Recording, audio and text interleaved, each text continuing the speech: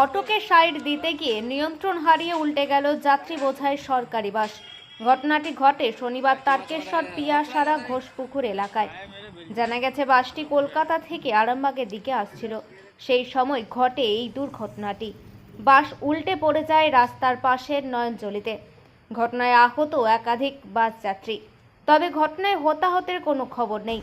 ঘটনার পর স্থানীয়রা ঘটনাস্থলে পৌঁছে সমস্ত আহতদের উদ্ধার করে একটি বেসরকারি হাসপাতালে চিকিৎসার জন্য পাঠায়। ঘটনার খবর পেয়ে ঘটনাস্থলে পৌঁছায় তারকেশ্বর থানার পুলিশ ও স্থানীয়দের তৎপরতায় বাসটিকে উদ্ধার করা হয়। ঘটনাটা হয়েছে মানে ঘোষপুরের মোড় দিয়ে একটা অটো মানে ঘুরে আসছিল, আর বাসটা স্পিডে আসছিল।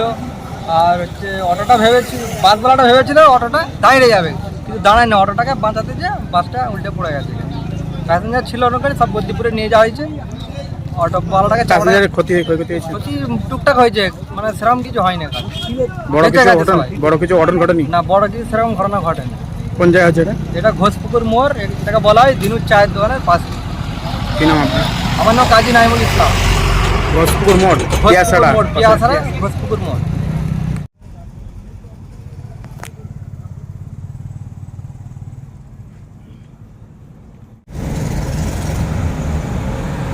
বাসটা কলকাতার দিক থেকে আসছিল, আরামবাগের দিকে যাচ্ছিল। ও তারকেশ্বর থেকে ঘোষপুকুরে মোড়েতে একটা রাস্তা উঠছে, তারকেশ্বর পিয়াসারা অটো চলে। ওই অটো ওইখান থেকে প্যাসেঞ্জার নিয়ে ওপর দিকে উঠছিল। ওই অটোটা রানিয়ে উঠে যাওয়ার পরে বাসটা যে কলকাতার দিকে আসছিল আরামবাগের যাচ্ছিল, ওই বাসটা অটোটাকে বাঁচাতে গিয়ে প্যাসেঞ্জার ছিল ব্যালেন্স না রাখতে গিয়ে বাসটারও স্পিড ছিল। বাসটার স্পিড বেশি ছিল বলেই উনি ওনাকে বাঁচাতে গিয়ে যখনই স্টিয়ারিং ক্রস করে নিয়েছে, যখনই ছেড়ে ব্রেক মারতে গেছে তখনই বাসটা টেনে নিয়ে খাদে চলে গেছে। এবং খাদে যে গেছে অনেকটা দূর থেকে টেনে নিয়ে গেছে, আপনি যেগুলো বুঝতে পারবেন, আপনি দেখাবেন হয়তো পরে যে চাকাটা যেভাবে কোনবাদ থেকে গেছে, বাসটার স্পিড ছিল বলেই অতখানি টেনে নিয়ে গিয়ে ঢিলে গিয়ে পড়েছে। তো আপাতত বাস থেকে সব ছিল, সাধারণ মানুষ এখানে ছিল, সকলে ক্ষয়ক্ষতি অঘটন কিছু ঘটেছে? হ্যাঁ হয়েছে, কিছু চোটচাট হয়েছে। হ্যাঁ, মরার মতো খবর কিছু হয়নি এখনো। তো যেভাবে গাড়িটা উল্টেছে গাড়ির মধ্যেই সব উলট পালট হয়ে যে প্যাসেঞ্জারদের যে চোটচাট যেগুলো হয়েছে, হয়তো ভারী চোট হতে পারে। মৃত্যুর সংখ্যা কমই আছে, সম্ভাবনা কম আছে। একটু চোটচাট বেশি হতে পারে। বাসটা ঝিলের গায়ে গিয়ে নেমে গিয়ে কাত হয়ে রয়ে গেছে, ওখানে উলট পালট হয়ে প্যাসেঞ্জারদের যত যা চোট আছে সব এখান থেকে বার করে নিয়ে আরামবাগ হসপিটালে পাঠিয়ে দিয়েছে। এটা কোন জায়গা? এটা পিয়াসারা ঘোষপুকুর মোড়। কি নাম আপনার? আমার নাম শেখ আলম।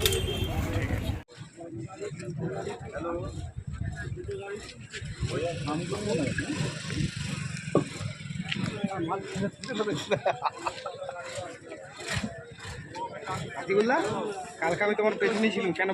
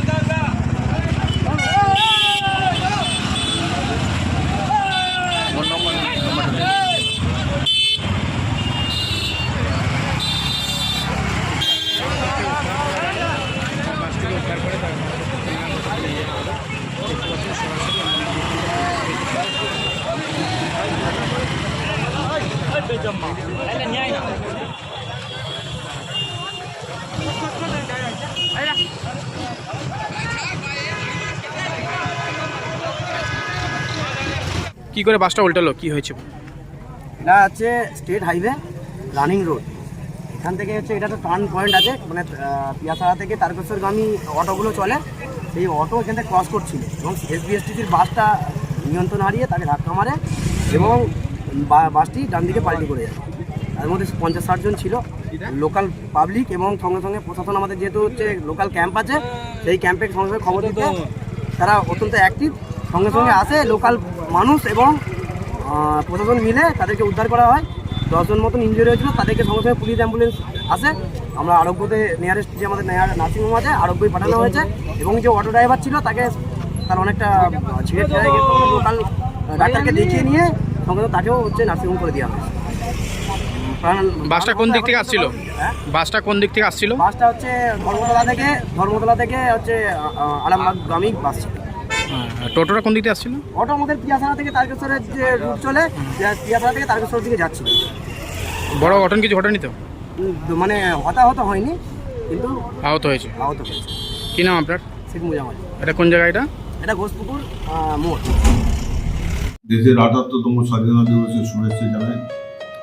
লাখো শহীদের রক্তে সিক্ত এই মাটি আমাদের গর্ব, আমাদের অহংকার।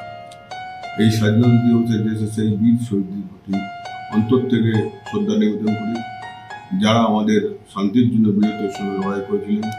শহীদদের বিনম্র শ্রদ্ধা জানিয়ে আসুন সকলে মিলে দেশের স্বাধীনতা দিবস উদযাপন করি। আমার আরামবাগবাসী সহ দেশের প্রতিটি মানুষকে জানাই স্বাধীনতা দিবসের অনেক অনেক শুভেচ্ছা, অভিনন্দন, ভালোবাসা।